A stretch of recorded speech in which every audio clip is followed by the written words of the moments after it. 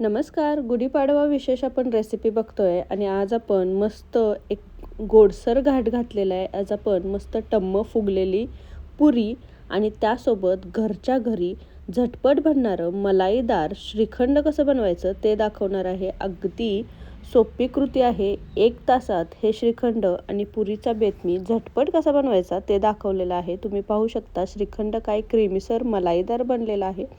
हे क्रीमीसर मलाईदार कसं बनवायचं यासाठी एक छोटीशी ट्रिक सांगितलेली आहे. त्यामुळे व्हिडिओ पूर्ण बघा. व्हिडिओ पूर्ण बघितला तर तुम्हाला मस्त टम्म फुगणाऱ्या पुऱ्या आणि मलाईदार श्रीखंड घरच्या घरी कसं बनवायचं ते कळेल. चला तर मग वेळ न घालवता ही रेसिपी कशी बनवायची ते पाहूयात. तर इथे मी अर्धा किलो दही घेतलेलं आहे. आता हे दही मी कसं बनवलं तर मी 1 लिटर म्हशीचं दूध आणलं, फुल फॅट क्रीम असलेलं. ते दूध मी गरम केलं आणि कोमट थंड केलं.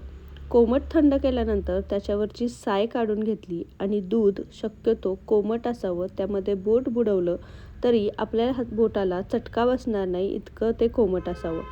त्यामध्ये मी विरजण घातलं आणि 7 ते 8 तास हे विरजण घातलेलं दूध एका साईडला ठेवून दिलं. मस्त दुसऱ्या दिवशी किंवा 7 ते 8 तासानंतर हे छान घट्टसर असं दही तयार झालं.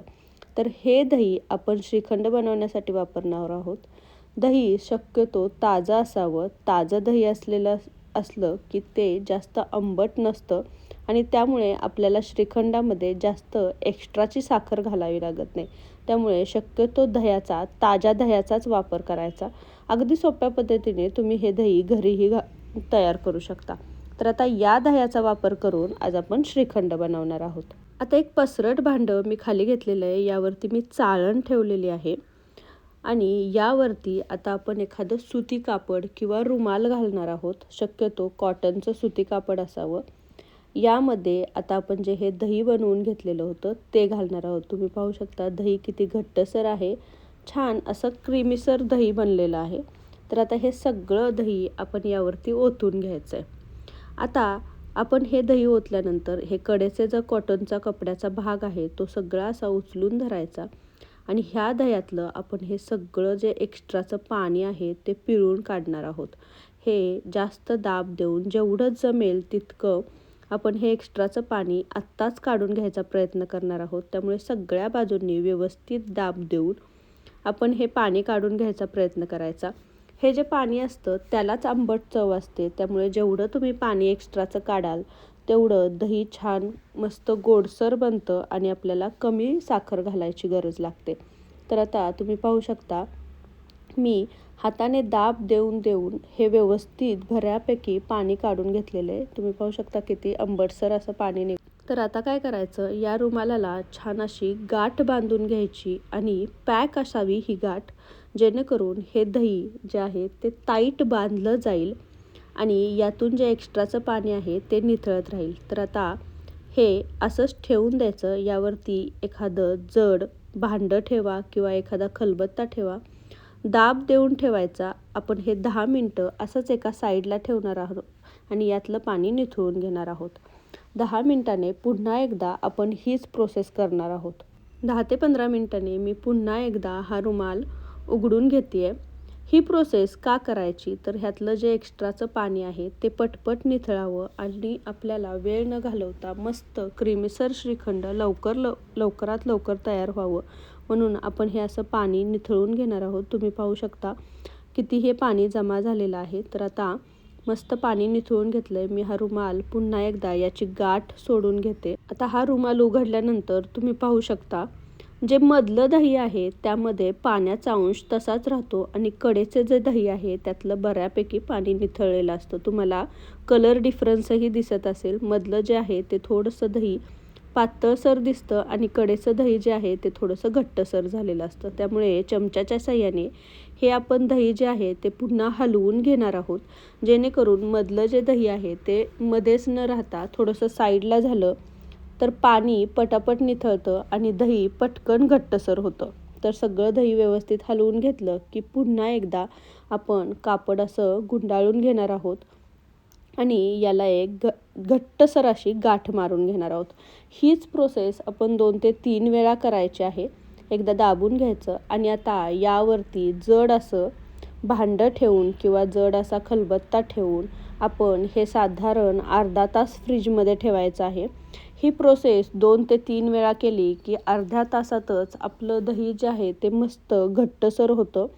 याला पनीरसारखा आकार येतो. तर आपण हे अर्धा तास आता मस्त फ्रीजमध्ये ठेवूया. आता दह्यातलं पाणी निथळतंय तोपर्यंत आपण इथे पुरीची कणिक मळून घेऊयात. त्यासाठी मी बाउलमध्ये 2 वाटी गव्हाचं पीठ घेतलेलं आहे. या 2 वाटी गव्हापासून साधारण 20 ते 22 पुऱ्या सहज बनतात. आता यामध्ये चवीनुसार आपण मीठ घालायचं आहे. सोबतच यामध्ये आपण घालणार आहोत 2 चमचे बारीक रवा. तर रव्यामुळे काय होतं, आपली जी पुरी आहे तिला सुंदर असा क्रिस्पीनेस पण येतो आणि कलरही त्याचा खूप सुंदर येतो. सोबतच यामध्ये आपण 1 चमचा साखर घातलेली आहे. या जागी तुम्ही पिठी साखरेचाही वापर करू शकता. आणि 2 वाटी आपण गव्हाचं पीठ घेतलेलं, त्यासाठी 2 चमचे मी तेल कडकडीत गरम करून तेलाचं मोहन बनवून घेतलेलं आहे. आणि हे मोहन आपण या गव्हाच्या पिठात घातलं. आता तेल गरम होतं त्यामुळे चमच्याच्या साहाय्याने आधी हे पीठ व्यवस्थित मिक्स करून घ्यायचं आणि नंतर थोडं थोडं हाताने थंड जाणवायला लागलं की आपण हे पीठ जे आहे ते हाताने मिक्स करून घेणार आहोत. तेलाचं जे मोहन आहे ते सगळं व्यवस्थित या पिठाला लागलं पाहिजे. जितकं हे व्यवस्थित लागेल तितकी आपली पुरी जी आहे ती मस्त कुरकुरीत अशी बनते आणि भरपूर वेळ टम्म फुगलेली राहते. तर आता या पिठाची छान अशी मूठ वळली जातीये. तुम्ही पाहू शकता, मी तुम्हाला दाखवते. तर आपलं पिठाला मोहन असं व्यवस्थित सगळ्या ठिकाणी लागलेलं आहे. तर आता आपण काय करणार आहोत, थोडं थोडं पाणी घालून या पिठाचा असा घट्टसर असा गोळा मळून घ्यायचा आहे. जास्त घट्टसरही मळायचा नाही, कारण यामध्ये आपण रवा घातलेला आहे आणि आपल्याला तो रवा थोडासा भिजवून द्यायचा आहे. रवा भिजला की तो थोडासा फुलतो, त्यामुळे जास्त घट्टसर असा हा गोळा नाही मळणार आहोत आपण. पण जास्त सैलसरही मळायचं नाही. आपण पोळीसाठी वापरतो तसा सैलसरही हा गोळा मळायचा नाही. तर थोडासा त्या दोघांच्या मधल्या कन्सिस्टन्सीचा आपण हा गोळा मळून घेणार आहोत. तर थोडं थोडं पाणी घालत आपण हा गोळा व्यवस्थित असा मळून घ्यायचा आहे. यामध्ये जी साखर वापरली आपण त्या जागी तुम्ही पिठी साखरही वापरू शकता. पण मी इथे साखरेचा वापर केला आहे, कारण आपण हा गोळा छान अर्धा तास भिजायला ठेवणार आहोत. तोपर्यंत साखरही छान विरघळली जाते. साखरेमुळे आपल्या पुरीला जो आहे तो छान असा कलर येतो. तर छान घट्टसर असा गोळा मळून झालेला आहे. आता यावरती आपण झाकण ठेवणार आहोत आणि यामध्ये रवा आहे. रवा भिजायला वेळ लागतो, त्यामुळे अर्धा तास तरी आपण हे पीठ छान भिजवून ठेवणार आहोत. साधारण अर्धा तास झालेला आहे. हे जे दही आपण बांधून ठेवलेलं होतं ते मी फ्रीजमध्ये काढून घेते आणि याची आपण ही गाठ सोडून घेऊयात. तुम्ही पाहू शकता, हे आता याचा छान असा गोळा तयार झालेला आहे. मी तो गोळा उचलून दाखवते. अगदी आपलं जे पनीर मिळतं बाजारामध्ये तसंच घट्टसर असं हे पनीरासारखा हे दही तयार झालं आहे. हे मी एका बाउलमध्ये काढून घेते. तर मस्त असं हे मलाईदार दही तयार झालेलं आहे. घट्टसर आहे. आपण हे एकदा छान चमच्याच्या साहाय्याने फेटून घेणार आहोत. तर हे व्यवस्थित असं फेटून घ्यायचं. आता हे दही मी एका वाटीने मोजून बघितलेलं होतं. तर ते साधारण ज्या वाटीने मोजलेलं त्या वाटीनेच आपण पिठी साखर यामध्ये घालणार आहोत. तर आता ते दही साधारण 1 वाटी होतं, तर त्यासाठी मी पाऊण वाटी पिठी साखर घालते. तुम्हाला जर गोडी जास्त आवडत असेल तर थोडी जास्त घातली साखर तरीही चालेल, पण पाऊण वाटी पिठी साखर त्यासाठी बरोबर होते. वजनी म्हणाल तर हे साधारण 250 ग्रॅम दही झालेलं आहे घट्टसर असं. तर आता ही पिठी साखर घातल्यानंतरही आपण हे व्यवस्थित अशी मिक्स करून घेणार आहोत. पिठी साखर आहे त्यामुळे मिक्स व्हायला जास्त वेळ लागत नाही.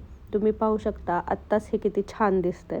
आता इथे मी थोड्याशा केसराच्या काड्या दुधामध्ये मिक्स केलेल्या होत्या, तर त्या भिजवून ठेवलेल्या. त्यातलं 2 चमचे दूध आपण यामध्ये घालणार आहोत आणि व्यवस्थित असं मिक्स करून घेणार आहोत. दूध घातल्यानंतरही हे श्रीखंड जास्त पातळ होत नाही.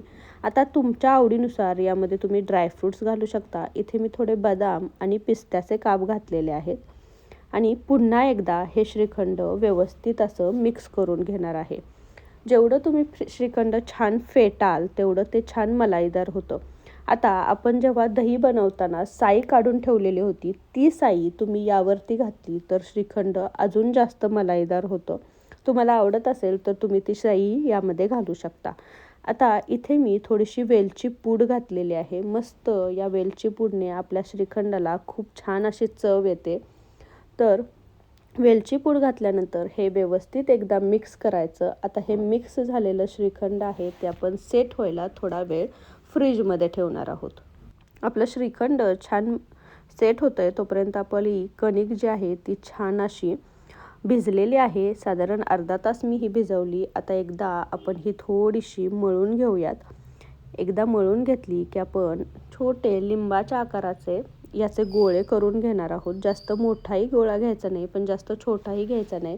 साधारण लिंबाच्या आकाराचे हे मी गोळे घेतलेले आहेत. आता यावरती कसलीही पिठी किंवा तेल लावायचीही गरज लागत नाही. कणिक आपली जितकी छान मुरलेली आहे त्यामुळे ही सहज लाटली जाते, चिकटतही नाही.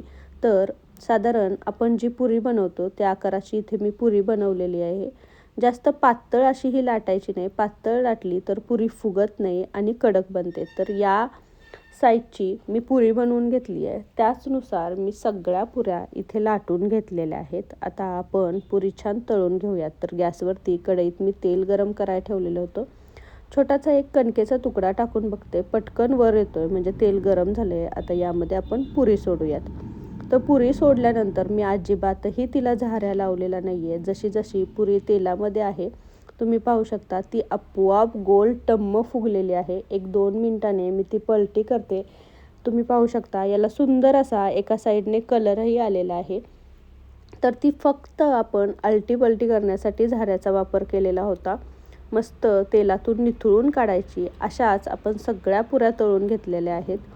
अजिबातही झाऱ्याचा जास्त वापर करायचा नाही. फक्त तेलामध्ये टाकली की पुरी मस्त आपोआप टम्म फुगते. फक्त ती पलटी करायची आणि झाऱ्या तेलातनं पुरी निथळून काढण्यासाठीच त्याचा वापर करायचा. तर मस्त अशा हा टम्म फुगलेल्या पुऱ्या तयार आहेत. अशाच पद्धतीने सगळ्या पुऱ्या तुम्ही तळून घ्या. तर तुम्ही पाहू शकता किती सुंदर असा याला कलर आलेला आहे आणि आपली पुरी पहा किती सुंदर अशी टम्म फुगलेली आहे. तर मस्त गरमागरम अशी पुरी ही आपली तयार आहे. श्रीखंडही आपलं छान सेट झालेलं आहे. तर तुम्ही पाहिलंत मस्त श्रीखंड पुरीचा घरच्या घरी बेत जो बनवला तो 1 तासापेक्षा जास्त वेळ घेत नाही. अगदी घाईच्या वेळीही तुम्ही मस्त असं हे श्रीखंड घरच्या घरी बनवू शकता. तुम्ही पाहू शकता श्रीखंड ही काही सुंदर झालेलं आहे. बाजारामध्ये जे श्रीखंड मिळतं ते खूप महाग मिळतं आणि ते जास्त मलाईदारही नसतं, क्रीमीसरही नसतं. तर असं हे घरच्या घरी तुम्हीही श्रीखंड बनवून पहा. खूप सुंदर होतं चवीला आणि हायजेनिकही आहे. तर असं हे श्रीखंड पुरीचा बेत तुम्हीही या गुढीपाडव्याला नक्की करून बघा. कसा झालेला मला कमेंटमध्ये सांगायला विसरू नका. रेसिपी जर आवडली असेल तर रेसिपीला एक लाईक नक्की करा आणि तुमच्या फॅमिली आणि फ्रेंड्ससोबत याची लिंक जास्तीत जास्त शेअर करा. तुम्ही जर माझ्या चॅनलवर नवीन असाल तर चॅनलला नक्की सबस्क्राईब करा आणि जवळचे बेल आयकॉनही दाबा. त्याने माझ्या चॅनलवरच्या नवीन नवीन रेसिपींचे नोटिफिकेशन तुम्हाला मिळत राहतील. तर पुन्हा भेटू अशीच एक गोडसर रेसिपी घेऊन. तोपर्यंत थँक्यू आणि गुढीपाडव्याच्या तुम्हाला खूप खूप शुभेच्छा.